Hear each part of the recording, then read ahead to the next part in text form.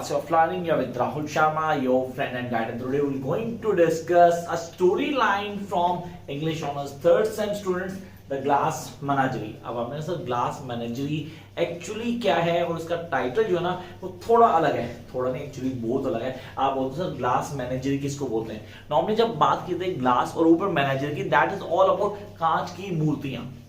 कांच की मूर्तियां क्या हम स्टोरी कांच की मूर्ति के बारे में पढ़ने वाले हैं? Are we going to read a story about the glass menagerie? No, we're not going to read about the glass menagerie, but the title is appropriate or not, we're going to discuss later in this particular video. तो फिलहाल बात करते हैं topic से related नहीं, story से related. ये कहानी बहुत सिंपल सी है, सिर्फ 3 लोग की. ऑनेस्टली 3 लोग शुरू से लेके आखिर तक चल रहे हैं. अच्छा, उनमें चौथे रोल का भी है, सर चौथा वो कैरेक्टर आएगा. ये वो कैरेक्टर जा चुका है, उसके बारे में बात करें. Let's start the class. 2 चीजें क्लियर करते हैं. ग्लास मैनेजरी क्या है, किस बारे में बात कर रहे हैं. सबसे पहले दिमाग में आता है ग्लास मैनेजरी 3 लोगों की कहानी. Beginning with the Tom. आपने कहा सर टॉम एक कैरेक्टर है जो बहुत ही उलझा हुआ है. सर उलझा हुआ, what does mean by this particular character Tom? पहले टॉम को जानते थे. टॉम के फादर का कुछ अता पता नहीं है, सीरियसली कुछ अता पता नहीं है, फ्रॉम द बिगिनिंग नहीं पता. ये पता लगा कि उसके फादर उसकी मदर को छोड़ के चले गए थे when he along with his sister. बहुत छोटा था, सीरियसली बहुत छोटा था. उसके पापा चले गए थे, छोड़ के क्यों गए रीजन किसी को नहीं पता. लेकिन हाँ, एक बाय बाय लेटर दे गए थे जिसमें सर गुड बाय लिखा हुआ था. ऑनेस्टली लिखा था गुड बाय. वो बंदा अपनी रिस्पॉन्सिबिलिटी से भाग गया, वो छोड़ गया अपने पीछे अपनी बीवी और अपने 2 बच्चों को.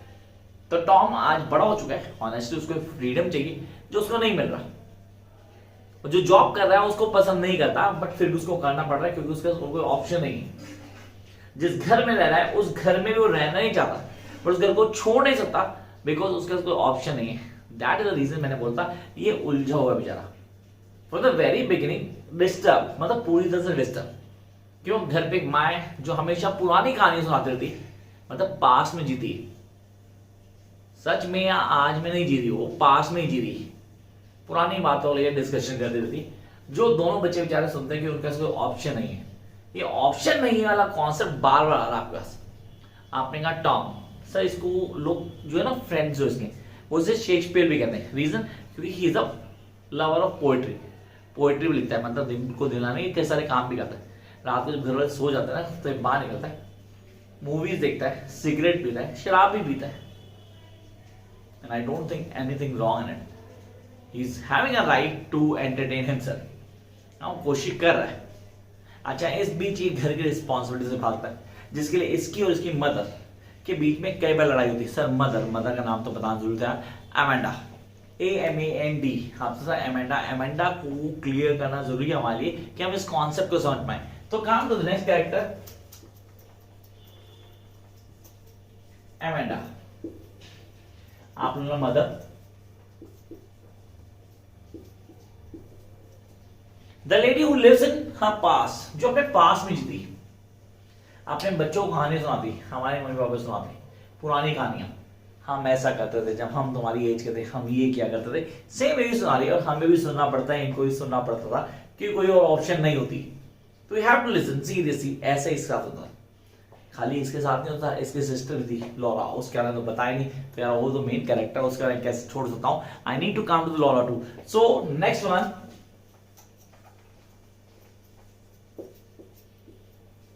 Laura, a girl who lives in inferiority complex. Sir inferiority complex होता है मतलब किसी को लगता है कि यार मैं गड़बड़ हूं. Reason the glimpse in her legs. Sir वो उसको क्लियर करते हैं थोड़ा. दैट मींस कि एक पैर छोटा और एक बड़ा. नॉर्मली हम लोगों ने नहीं देखा, लेकिन कई लड़कों को होता है एक पैर छोटा एक बड़ा, तो ठीक से चल नहीं पाती. तो एक inferiority complex आता है उसके अंदर. वो चीजों कैसे डील करेगी, how she is going to face the world. मतलब डेफिनेटली टफ टास्क है.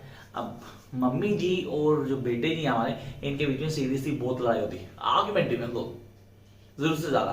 वो उसके लाइफ स्टाइल में क्वेश्चन बोलती है, तुझे ये नहीं पता, तुझे वो नहीं पता, यू शुड बी रिस्पॉन्सिबल, तू इतना बड़ा हो गया, तुझे अब फैमिली के लिए देखना चाहिए, you need to take care of all our needs. हाँ सर करना तो चाहिए, उसी क्यों करना चाहिए यार. बट हाँ चलो, यहाँ पे वो अपनी बेटी को बता रही कि आज वो मैरिज की एज में आ गई, तो उसको बता रही तू बाहर जाएगा. अपने लड़के देख सीरियसली मैं जब तेरी एज में थी पूरी फौज खड़ी हो करती थी लड़कों की मेरे लिए। भैया कौन सी मम्मी ऐसे बोलते अपनी बेटी को, लेकिन हाँ ये ब्रिटिश है तो ये कुछ भी बोल सकते हैं। और हमने कहा सर राइटर के बारे में तो बताया नहीं, टेनिसन विलियम। मेन पॉइंट तो आप बताने वाले, ये उसकी लाइफ का ग्लिम्स है, वो अपनी लाइफ के कुछ ऑटोबायोग्राफिकल एलिमेंट्स इस स्टोरी में बता रहे हैं। आपने कहा कुछ सर कुछ पॉइंट्स तो हमारे पास बहुत इंपॉर्टेंट है। अब जब बात की ग्लास मैनेजर की तो हमें एक एक चीज को ऑन टिप कर लेना है, मतलब ग्लिम्स ऑफ हिज लाइफ या उसकी ऑटोबायोग्राफी कुछ पार्ट। ये जो हमारा टेनिसन है यही टॉम तो नहीं है। अब मैंने आपको सिचुएशन क्रिएट कर दिया, now you guys need to clear the concept. थोड़ा आगे चलते, अब यहाँ पे उसको बोलती है और दोनों भाई बहन सीरियसली मम्मी बातें सुनते हैं, कई बार हंसते भी कि यार, लेकिन ऑप्शन नहीं है, सुनना पड़ता है। फिलहाल वो अपने बेटे को बोलना शुरू हुई है कि भाई तू कुछ कर ताकि इसके लिए लड़का मिल पाए। अब दोनों में जो हीट अप आर्ग्यूमेंट होता है इतने बढ़ जाते हैं, जो कलेक्शन है ना उसकी किसकी, वो कांच की मूर्तियां जो कलेक्ट करती है, लोरा कलेक्ट करती है, उसको वो शौक है। उनमें से काफी सारी तोड़ देता है। कौन तोड़ देता है? टॉम गुस्से में, सीधे से हम लोग गुस्सा आता है भी जो हाथ आता उठाकर तोड़ देता है, लेकिन बेचारी कुछ नहीं बोलती, कुछ भी नहीं बोलती। मैं सीरियसली गाय लड़की यार, कुछ भी नहीं बोल रही, बड़े आराम से बैठी, जो हो रहा है चल यार कुछ नहीं कर सकते, we have to accept it. उसने एक्सेप्ट भी किया। चलो यहाँ पे ब्रदर को लगा कि मेरे को कुछ करना चाहिए, I need to do something for my sister, seriously she is no age of marriage, now I need to do. तो यहाँ पे वो एक बंदा लेके आता है, लेकिन उस बंदे से पहले एक डिस्कशन दिखा दो माँ बेटी की। अब माँ बेटी सीरियसली कभी कभी पर्सनल भी होते हैं, आपस में बात भी शेयर करती हैं। वहां उसको बताती है that I like a boy, really when I was school I like a boy, actually he was my crush. अच्छा लड़का वो भी क्रश था, नाम क्या था? जिम। बट उसे कभी कुछ बोल नहीं पाई, रीजन क्योंकि उसको लगता था कि उसको कोई देखेगा ही नहीं, उसकी टांग ठीक नहीं है एंड पीपल डेफिनेटली अवॉइड हर। तो इंफीरियरिटी कॉम्प्लेक्स जिसमें पहले ही आ जाओ, बेचारा कैसे अप्रोच करेगा किसी को, ये प्रॉब्लम थी। अब यहाँ पे जो टॉम एक लड़का लेके आ रहा है अपने घर पे अपनी सिस्टर के लिए। अभी लड़का कौन है? किस्मत देखो यार, लड़का वही है जो कि उसकी सिस्टर का क्रश था स्कूल में। इन high school they both were in the same class. जो घर पे आता लड़का ना, अब जब मम्मी को पता लगा लड़का देखने आ रहा है मेरी बेटी को, she would get excited seriously. अब लड़का देख रहा है तो मुझे बेटी को तैयार करना है, I need to make a look special, serious look special. तो कुछ तड़कती भड़कती ड्रेस लड़की के लिए जो अट्रैक्ट करे लड़के को, अपनी बेटी को देती है, इसलिए भाई ये तू पहन और तू जा, and you need to sit in living room sir, जहाँ पे सोफा है, कोई नहीं होगा, तू अकेली होगी and you can sit with. वैसे फैमिली के साथ लड़की बैठती है, ऑनेस्टली हमारे यहाँ तो ये सिखाएगी कि लड़का देखने आया तो लड़की फैमिली के साथ बैठेगी, या कुछ और ही सीन प्लॉट कर देगा। तो यार ठीक है, उनका घर छोटा बहुत बड़ा नहीं है, छोटा ही है, लेकिन उसमें एक लिविंग रूम भी है अलग से, जिसमें वो बैठ गई अकेले जाके एंड सोने पे सुहागा। सीरियसली लाइट ही नहीं है, लाइट नहीं है सर, कैसी बातें कर रहे हो, लाइट तो होनी चाहिए ना। अरे भाई बिजली का बिल नहीं पे करो, लाइट कहां से आएगी? किसने पे करना था? ऑब्वियसली टॉम ने पे करना था, इसने नहीं किया। कुछ कर रहा था, सीरियस कुछ कर रहा था, इसकी लाइफ में कुछ चल रहा है ना, झोलमाल बहुत है इसकी लाइफ में, बेचारा बड़ा परेशान है, तो लाइट का बिल नहीं भर पाया।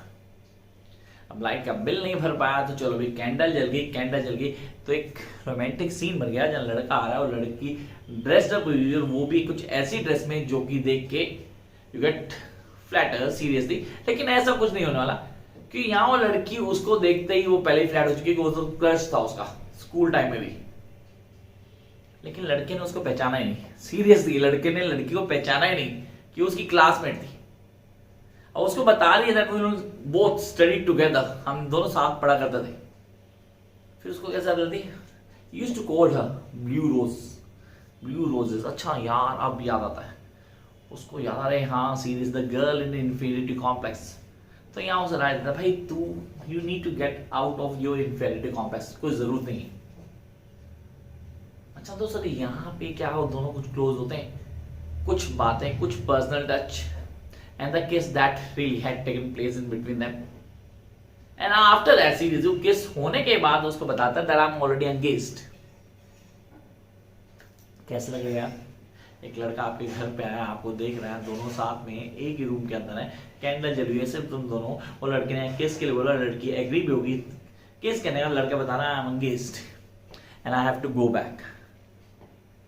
सीधी लड़की को दिल टूट गया बेचारी, यहाँ अपनी मम्मी को बताती है, मम्मी का गुस्सा सातवें आसमान पे, जब तेरे को पता था कि वो लड़का ऑलरेडी एंगेज है तो उसको लेके गया घर पे अपनी बहन को दिखाने की। अरे टॉम को थोड़े पता था कि वो एंगेज ऑलरेडी, बट हाँ अगेन वो हीट अप आर्ग्यूमेंट, वो घर से निकलता है दोबारा, डेफिनेटली घर से निकलता है। कहाँ निकलता है? Nobody have an idea. Job है या नहीं है किसी को आइडिया नहीं, बट फिर भी कई सारी चीजें दिमाग में काम कर रही हैं, and that is the most important part. अब हमें इस स्टोरी में क्या क्या समझना है? कैरेक्टर टॉम, एमेंडा एंड लोरा, तीनों character, along with we can add the character gym. एक छोटा सा कैरेक्टर, बहुत बड़ा नहीं, बट इंपॉर्टेंट है। सो उनके फादर का रोल, that is good for nothing, बंदा था नहीं था कोई फर्क नहीं पड़ रहा है। And then jump up to the themes, themes तो हमें क्लियर चाहिए, memories that do play are dominant role.